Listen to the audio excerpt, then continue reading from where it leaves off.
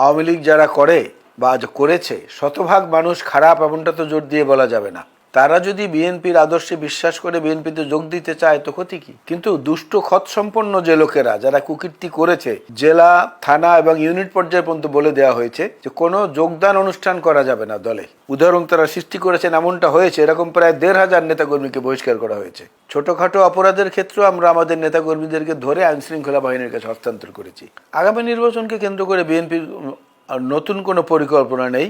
আমাদের স্ট্রাকচার যেভাবে ছিল বিভিন্ন জায়গায়, এবং তার মধ্যে ২০১৮-তে সর্বশেষ যারা নির্বাচন করেছেন তারা এবং তার পরবর্তী যে নেতৃত্ব গড়ে উঠেছে তারা, এদের মধ্য থেকে যারা আন্দোলন সংগ্রামে অগ্রপথিক হিসাবে ছিলেন, যাদের ত্যাগ, যাদের তিতিক্ষা এবং দলের প্রতি যাদের নিবিড় শ্রম রয়েছে, বিনিয়োগ করা রয়েছে, তাদেরকে যোগ্যতার ভিত্তিতে এখানে অগ্রাধিকার দেওয়া হবে নির্বাচনের ক্ষেত্রে। তারপরেই শুরু হবে আমাদের সেই মূল সংস্কারের কাজ। নির্বাচিত সরকার হিসাবে যে সংস্কারের রূপরেখা আমরা দিয়েছি, আওয়ামী লীগ যারা করে বা করেছে শতভাগ মানুষ খারাপ এমনটা তো জোর দিয়ে বলা যাবে না।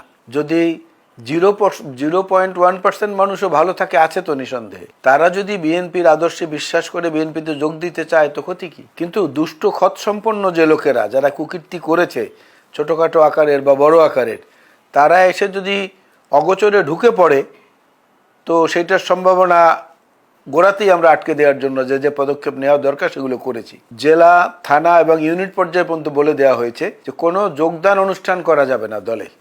কাউকে নতুন করে যোগদানের ব্যবস্থা দলে করা যাবে না। আমরা কিন্তু লক্ষ্য করবেন ৫ই আগস্টের পরে কিন্তু বিএনপিতে নতুন করে কেউ যোগ দেয়নি, সেটা করা যাবে না বলা হয়েছে। এবং আরেকটা জিনিস দেখেছেন সেটা হলো আমাদের নেতাকর্মীদের মধ্যে যদি কারোর মধ্যে আওয়ামী অ্যাটিটিউডের কারণে কিছু সংক্রামিত হয়ে কোনো খারাপ কাজ করার উদাহরণ তারা সৃষ্টি করেছেন, এমনটা হয়েছে। এরকম প্রায় ১৫০০ নেতাকর্মীকে বহিষ্কার করা হয়েছে।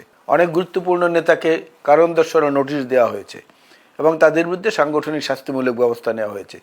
এমনকি ছোটোখাটো অপরাধের ক্ষেত্রেও আমরা আমাদের নেতাকর্মীদেরকে ধরে আইন শৃঙ্খলা বাহিনীর কাছে হস্তান্তর করেছি। সুতরাং আওয়ামী লীগ শুধু না, আওয়ামী চরিত্রের যারা, তাদের বিরুদ্ধেও কিন্তু আমরা শুরু থেকেই ব্যবস্থা নেওয়া শুরু করেছি। এরকম যদি কোনো নির্দিষ্ট উদাহরণ থাকে তাহলে অবশ্যই আমরা সেটার বিরুদ্ধে ব্যবস্থা নেব। আপনাকে এই প্রসঙ্গে আমি বলি, বিএনপি কিন্তু একটা মাল্টি ক্লাস অর্গানাইজেশন, বহু শ্রেণী পেশার মানুষের এখানে সমাবেশ।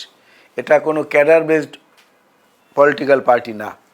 যেরকম ক্যাডার বেসড পার্টি আমাদের বাংলাদেশে আছে দুই একটা, কিন্তু সেরকম যেহেতু না, বাংলাদেশে জাতীয়তাবাদী বিশ্বাস করা এবং দেশের স্বাধীনতা, সার্বভৌমত্ব, গণতন্ত্র, এই তিনটি জিনিসের উপরে আস্থা তাদের আছে, তারাই এ দল করতে পারে। সুতরাং সেইখানে প্রাথমিক পর্যায়েও যদি কোনো রকমের বাছাইতে ভুল হয়, পরবর্তী একটা পর্যায়ে গিয়ে কিন্তু সেটা ধরা পড়ে যায়। আমরা সেই ফিল্টারাইজেশনের ব্যবস্থাটা কিন্তু করেছি।